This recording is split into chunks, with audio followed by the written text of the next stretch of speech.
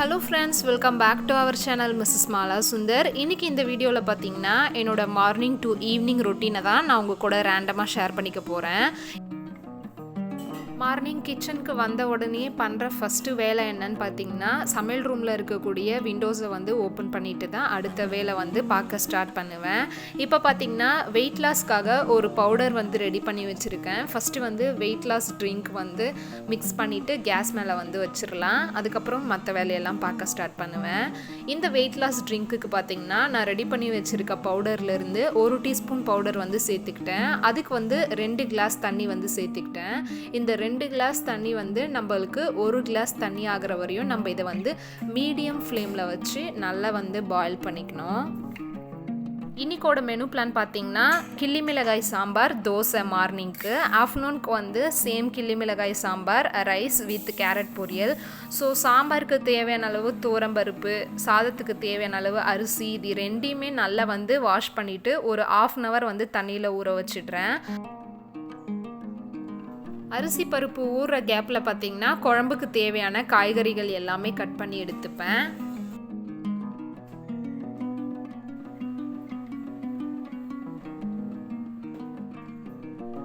Afternoon side டிஷ்காக carrot பொரியல் தான் ready பண்ண போகிறேன். ஸோ அதுக்கு தேவையான கேரட், தக்காளி இது எல்லாத்தையுமே வந்து எடுத்து வச்சிடுறேன். நான் பார்த்தீங்கன்னா டயட்டில் இருக்கேன். ஸோ இன்றைக்கி மார்னிங் வந்து நான் பிளாக் சன்னா தான் வந்து எடுத்துக்கிறேன். அது மட்டும் இல்லாமல் ஏபிசி ஜூஸும் ரெடி பண்ண போகிறேன். இப்போ பார்த்தீங்கன்னா சாம்பார் பண்ணுறதுக்கு தேவையான பூண்டு, பச்சை மிளகாய், கருவேப்பிலை, கொத்தமல்லி இது எல்லாமே எடுத்து வச்சாச்சு. ஃபஸ்ட்டு பார்த்தீங்கன்னா ஜூஸ் வந்து ரெடி பண்ணி வச்சிடலாம். இந்த ஏபிசி ஜூஸ் பண்ணுறதுக்கு தேவையான கேரட், பீட்ரூட், ஆப்பிள் இது எல்லாத்தையுமே வந்து தோல் சீவி க்ளீன் பண்ணி கட் பண்ணி எடுத்து வச்சுக்கிறேன். வெயிட் லாஸ் ட்ரிங்க்ஸ் பார்த்தீங்கன்னா நல்லா பாயில் ஆகிட்டுருக்கு. ஒன்ஸ் நான் ஸ்பூன் வச்சு நல்லா மிக்ஸ் பண்ணி விட்டுக்கிறேன். நான் வந்து 2 கிளாஸ் தண்ணி வந்து ஆட் பண்ணேன். அந்த 2 கிளாஸ் தண்ணி 1 கிளாஸ் தண்ணி ஆகணும். அது வரையும் மீடியம் ஃப்ளேமில் தான் வச்சு நான் வந்து பாயில் பண்ணிகிட்ருக்கேன் அந்த வெயிட் லாஸ் ட்ரிங்க்கை. இப்போ பார்த்தீங்கன்னா ஜூஸ் பண்ணுறதுக்கு தேவையான கேரட், பீட்ரூட், ஆப்பிள் இது எல்லாத்தையுமே கட் பண்ணி ஜூஸர் ஜாரில் வந்து சேர்த்துக்கிறேன். இந்த ஜூஸில் வந்து நான் சுகர் ஆட் பண்ணாமல் அப்படியே தான் வந்து குடிப்பேன்.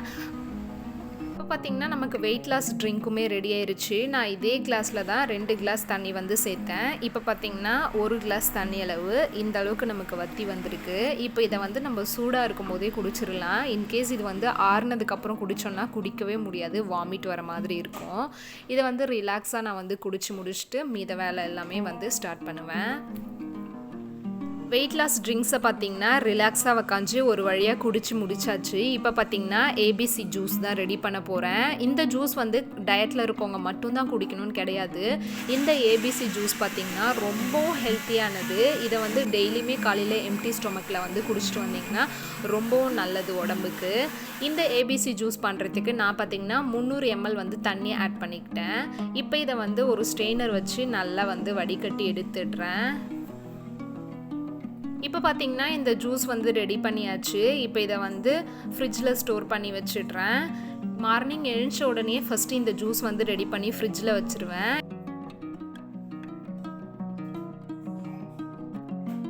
இதுக்கப்புறம் பார்த்தீங்கன்னா குக்கிங் ஒர்க் வந்து ஸ்டார்ட் பண்ண வேண்டியது தான். சாம்பார் பண்ணுறதுக்கு ஊற வச்சுருந்த பருப்பு பார்த்திங்கன்னா நல்லா ஊறி வந்துருச்சு.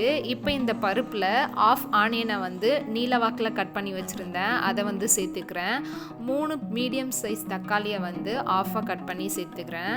2 பச்சை மிளகாய் வந்து சேர்த்துக்கிறேன். உங்களோட காரத்துக்கு ஏற்ற மாதிரி நீங்கள் இதில் மிளகாய் வந்து ஆட் பண்ணிக்கலாம். 5-6 பல் பூண்டு சேர்த்துக்கிறேன். 3 காய்ந்த மிளகாய் ஆட் பண்ணிக்கிறேன். மஞ்சள் தூள் 1/4 டீஸ்பூன், கல்லுப்பு தேவையான அளவு சேர்த்துட்டு லாஸ்ட்டாக பெருங்காயத்தூள் கொஞ்சமாக ஆட் பண்ணிக்கிறேன். இப்போ இது எல்லாத்தையுமே நல்லா மிக்ஸ் பண்ணி விட்டுட்டு கேஸ் ஆன் பண்ணிவிட்டு 4 விசில் வந்ததுக்கப்புறம் கேஸ் ஆஃப் பண்ணிடலாம். நான் பார்த்தீங்கன்னா சின்ன குக்கரில் வந்து பருப்பு வேக வச்சுருக்கேன். ஸோ 4 விசில் வந்து விட்டுக்கிறேன். இன்கேஸ் நீங்கள் பெரிய குக்கரில் வந்து செய்கிற மாதிரி இருந்ததுன்னா 2 விசிலே வந்து போதுமானது. இந்த கேப்பில் பார்த்தீங்கன்னா சாம்பார் தாளிக்கிறதுக்கு தேவையான வெங்காயம், தக்காளி, கருவேப்பிலை இது எல்லாத்தையுமே வந்து ரெடி பண்ணி வச்சுக்கிறேன். இன்னொரு கேஸ் பர்னரில் பார்த்தீங்கன்னா சட்டி வச்சுருக்கேன் சாம்பார் தாளிக்கிறதுக்காக. சட்டி வந்து நல்லா காஞ்சிருச்சு. இப்போ இதில் 3 டீஸ்பூன் கிட்ட கடலெண்ணெய் ஆட் பண்ணிக்கிறேன். எண்ணெயுமே பார்த்திங்கன்னா நல்லா காஞ்சிருச்சு. வடகம் வந்து கொஞ்சமாக ஆட் பண்ணிக்கிறேன். வடகம் நல்லா புரிஞ்சு வந்ததுக்கப்புறம் 3 காய்ந்த மிளகாய் வந்து ஆட் பண்ணிக்கிறேன். இப்போ இதில் ஒரு கொத்து கருவேப்பிலை ஆட் பண்ணிக்கிறேன். இப்போ இது எல்லாமே நல்லா ஆயிலில் வதங்கி வந்துருச்சு. இப்போ இதில் ஒரு பெரிய வெங்காயமாக குட்டி குட்டியாக கட் பண்ணி வச்சுருந்தேன், அதையுமே சேர்த்து நல்லா கோல்டன் ப்ரௌன் கலர் வர வரையும் வதக்கி விட்டுக்கிறேன்.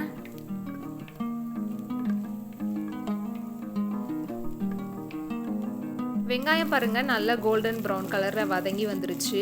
ஒரு பெரிய தக்காளியை குட்டி குட்டியாக கட் பண்ணி வச்சுருந்தேன், அதையும் சேர்த்து நல்லா வதக்கி விட்டுக்கிறேன். இப்போ இந்த தக்காளி வந்து நமக்கு நல்லா குழஞ்சி வதங்கி வரணும். இப்போ இந்த தக்காளி பாருங்கள் நமக்கு நல்லா குழஞ்சி வதங்கி வந்துருச்சு. இப்போ இதில் 1/2 டீஸ்பூன் கிட்ட குழம்பு மிளகாய் தூள் சேர்த்து இதோட பச்சை ஸ்மெல் போகிற வரையும் நல்லா வந்து வதக்கிக்கிறேன். இப்போ பார்த்தீங்கன்னா இது எல்லாமே நமக்கு நல்லா வதங்கி வந்துருச்சு. இப்போ இதில் தேவையான அளவுக்கு தண்ணி சேர்த்து கரண்டி வச்சு நல்லா மிக்ஸ் பண்ணி விட்டுக்கிறேன். இப்போ இதை மூடி போட்டு ஒரு 5 மினிட்ஸ் வந்து நல்லா பாயில் பண்ணிக்கலாம். சாம்பாருக்கு தாளிப்பு ரெடி பண்ணிட்டு இருக்கும் போதே பார்த்தீங்கன்னா பருப்பு வந்து 4 விசில் வந்துருச்சு. கேஸை வந்து ஆஃப் பண்ணிட்டு இருந்தேன். இப்போ பார்த்தீங்கன்னா ப்ரெஷர் குக்கரில் இருந்த ப்ரெஷர் எல்லாமே ரிலீஸ் ஆகிட்டு இருக்கு. இப்போ பருப்பு வந்து கடைஞ்சி எடுத்துக்கிறேன்.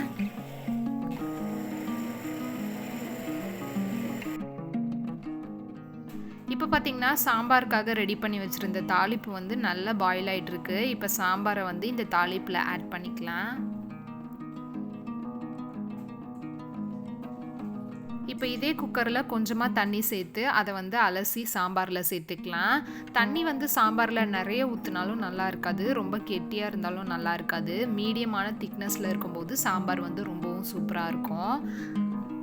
சாம்பாரில் வந்து பருப்பு சேர்த்ததுக்கப்புறம் ஒரு 5 மினிட்ஸ் வந்து நல்லா பாயில் பண்ணிக்கலாம். 5 மினிட்ஸ்க்கு அப்புறம் இதுக்கு மேலே கொத்தமல்லி இலைகளை வந்து தூவி விட்டு இறக்கிட்டோன்னா சூப்பரான கிள்ளி மிளகாய் சாம்பார் வந்து ரெடி ஆயிரும். சாம்பார் ரெடி ஆகிறதுக்குள்ளே பார்த்தீங்கன்னா ஆஃப்டர்நூன் பொரியலுக்கு தேவையான கேரட்டை வந்து துருவி எடுத்தாச்சு. பொரியல் பண்ணுறதுக்கு தேவையான கருவேப்பிலை, கொத்தமல்லி, பச்சை மிளகாய், வெங்காயம் இது எல்லாத்தையுமே ரெடி பண்ணுறதுக்குள்ளே பார்த்தீங்கன்னா சாம்பாருமே நமக்கு ரெடி ஆயிருச்சு. இப்போ இதுக்கு மேலே கொஞ்சமாக கொத்தமல்லி இலைகளை வந்து தூவி விட்டுக்கிட்டேன். ஒன்ஸ் இதை நல்லா மிக்ஸ் பண்ணிவிட்டு கேஸை வந்து ஆஃப் பண்ணியாச்சு. இப்போ பார்த்தீங்கன்னா சூப்பரான கிள்ளி மிளகாய் சாம்பார் வந்து நமக்கு ரெடி ஆயிருச்சு. இந்த கன்சிஸ்டன்சியில் தான் வந்து சாம்பார் இருக்கணும். மார்னிங் டிஃபனுக்கு பார்த்தீங்கன்னா தோசை தான் ரெடி பண்ண போகிறேன். ஹஸ்பண்ட், பாப்பா இவங்க எல்லாருமே குளிச்சுட்டு வந்ததுக்கப்புறம் தான் தோசை வந்து சூடாக ஊற்றி தர போகிறேன். குக் பண்ணி முடிச்சதுக்கப்புறம் பார்த்தீங்கன்னா கையோடு இருந்த வெசல்ஸ் எல்லாமே வாஷ் பண்ணி எடுத்துகிட்டு வந்து வச்சாச்சு. இன்னொரு சைடில் ஒரு துணி போட்டு அதுக்கு மேலே பார்த்தீங்கன்னா சிக்கக்காய் வந்து வெயிலில் காய வச்சிட்றேன். இதுவரை பார்த்தீங்கன்னா நான் ஷாம்பு தான் யூஸ் பண்ணிகிட்டு இருந்தேன். இதுக்கப்புறம் வந்து சிக்கக்காய் தான் யூஸ் பண்ணலான்னு பிளான் பண்ணியிருக்கேன். ஸோ 1 kg வந்து சிக்கக்காய் வாங்கிட்டு வந்திருந்தேன். இந்த சிக்கக்காயோட கலந்து அரைக்கிறதுக்காக வெந்தயம் வந்து 1/4 kg வாங்கிட்டு வந்திருந்தேன். இப்போ இது ரெண்டையுமே வந்து வெயிலில் நல்லா உணர்த்தி வச்சிடுறேன். இந்த ஒர்க்லாம் முடிச்சதுக்கப்புறம் பார்த்தீங்கன்னா கொஞ்ச நேரம் ரெஸ்ட் எடுத்துகிட்டு ஆஃப்டர்நூன் குக் பண்ணுறதுக்கு ஸ்டார்ட் பண்ணிட்டேன். ஆஃப்டர்நூன் வந்து எந்த வீடியோவுமே எடுக்கல. இப்போ நீங்கள் பார்த்துட்ருக்க இது பார்த்தீங்கன்னா ஈவினிங் டைமில் எடுத்தது. ஈவினிங் என்னோடய குக்கிங் ஒர்க்ஸ்லாம் முடிச்சுட்டு என்னோடய கிச்சனை வந்து குட்டியாக ஒரு மேக் ஓவர் பண்ணேன், அதை வந்து ஷூட் பண்ணியிருக்கேன். இந்த பிங்க் கலர் பேஸ்கெட்டில் பார்த்தீங்கன்னா கேக் பேக் பண்ணுற டின்னு, மிக்ஸி ஜாரு, குக்கி கட்டரு, இடியாப்ப கோலா, புட்டு மேக்கர் இது எல்லாமே வந்து இந்த பேஸ்கெட் உள்ளே வச்சுருப்பேன். டெய்லி மார்னிங் வந்து ஏபிசி ஜூஸ் ரெடி பண்ணுறதுனால அந்த மிக்சர் ஜார் வந்து இந்த பேஸ்கெட்டில் அடியில் தான் ஆர்கனைஸ் பண்ணி வச்சுருப்பேன். ஒவ்வொரு நாளும் இதுக்கு மேலே இருக்க பொருளெல்லாம் எடுத்து வச்சுட்டு அடியிலிருந்து அந்த ஜாரை வந்து எடுக்கிறது ரொம்பவும் கஷ்டமாக இருக்குது. ஸோ இதுக்குள்ளே இருக்கிற எல்லா திங்ஸையுமே வந்து அப்படியே செல்ஃப்லேயே ஆர்கனைஸ் பண்ணிடலாம் அப்படின்னு பிளான் பண்ணேன். ஸோ அதை தான் வந்து இப்போ மேக் ஓவர் பண்ணிகிட்ருக்கேன். மிக்சர் ஜார் எல்லாமே பார்த்தீங்கன்னா ஒரே சைடில் வர மாதிரி ஆர்கனைஸ் பண்ணி வச்சுட்டேன். அதுக்கு பக்கத்தில் பார்த்தீங்கன்னா ஆனியன் சாப் பண்ணுற இந்த ஜார் வந்து ஆர்கனைஸ் பண்ணி வச்சுக்கிறேன். அதுக்கு பக்கத்தில் மீதம் இருக்கக்கூடிய எல்லா திங்ஸையுமே வந்து ஆர்கனைஸ் பண்ணி வச்சுட்டேன்.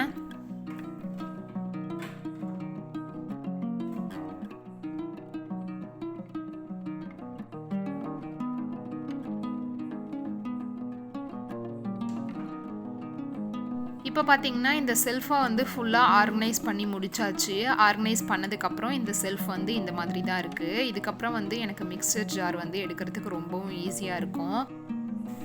இந்த ட்ரம்மில் பார்த்தீங்கன்னா ஆல்ரெடி பச்சரிசி வந்து கொஞ்சமாக ஸ்டோர் பண்ணி வச்சுருக்கேன். ஒரு குட்டி பாக்ஸில் காய்ந்த மிளகாயும் ஸ்டோர் பண்ணி வச்சுருக்கேன். இப்போ வெளியே இருக்கக்கூடிய இந்த ஆயில் கேனை வந்து அதுக்குள்ளவே ஸ்டோர் பண்ணி வச்சுக்கிறேன். அது மட்டும் இல்லாமல் இந்த இட்லி பாத்திரமும் இந்த ட்ரம்குள்ளவே ஸ்டோர் பண்ணி வச்சுக்கிறேன்.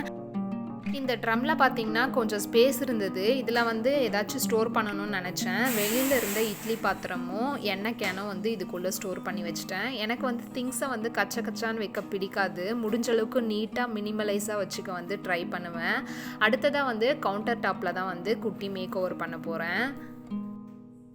கவுண்டர் டாப்பில் இருக்கக்கூடிய மிக்ஸி, ஆயில் கேன்லாம் ஆர்கனைஸ் பண்ணி வச்சுருக்கேன். அந்த ஆர்கனைசர் இது ரெண்டையுமே கொஞ்சம் தள்ளி வச்சுட்டு கவுண்டர் டாப்க்கு மேலே பார்த்திங்கன்னா மைக்ரோ ஓவனை வந்து ஆர்கனைஸ் பண்ண போகிறேன். ஓவன் வந்து கீழே வச்சதுலேருந்து அவ்வளோவும் யூஸ் பண்ணவே இல்லை அப்படின்றத விட யூஸே பண்ணலை.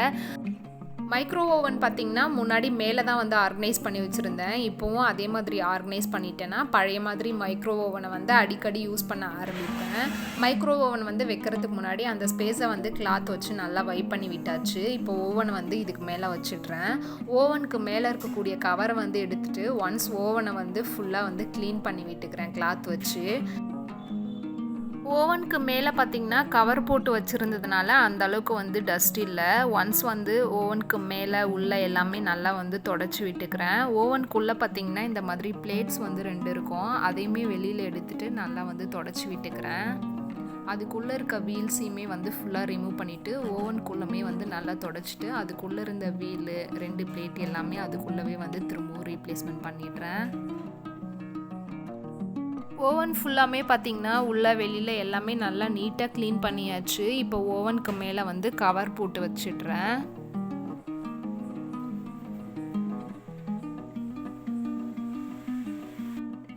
ஓவனுக்கு பக்கத்துலேயே பார்த்திங்கன்னா இந்த ஆயில் கேன் ஆர்கனைசரையும் ஆர்கனைஸ் பண்ணி வச்சிடுறேன். இப்போ கவுண்டர் டாப்புமே ஃபுல்லாக ஆர்கனைஸ் பண்ணியாச்சு. மிக்ஸியை பார்த்திங்கன்னா ஓவன் வச்சுருந்த அந்த பிளேஸில் வந்து ஆர்கனைஸ் பண்ணி வச்சுருக்கேன். இப்போ ஃபுல்லாக வந்து சமையல் ரூம் இந்த மாதிரி தான் ஆர்கனைஸ் பண்ணி வச்சுருக்கேன்.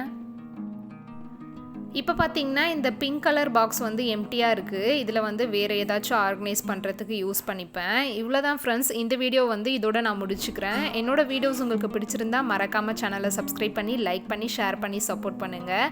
இதோட நெக்ஸ்ட் ஒரு சூப்பரான வீடியோவோட நான் உங்களை மீட் பண்ணுறேன். Take care. Bye bye.